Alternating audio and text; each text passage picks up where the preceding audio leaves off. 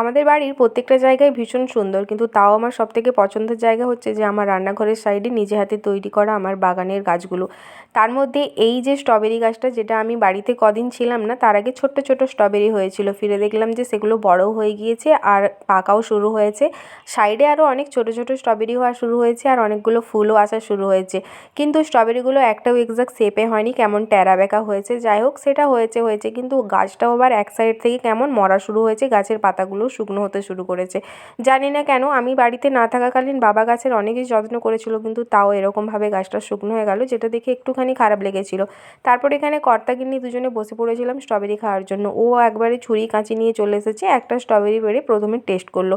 আর এই স্ট্রবেরিটা ভীষণ মিষ্টি ছিল। আমি একটুখানি ভাগে পেয়েছিলাম, তারপরে আমি আবার দেখালাম যে এই সাইডের স্ট্রবেরিটাও পেকে গিয়েছে, তো ওইটাই আমার জন্য পেড়ে দাও।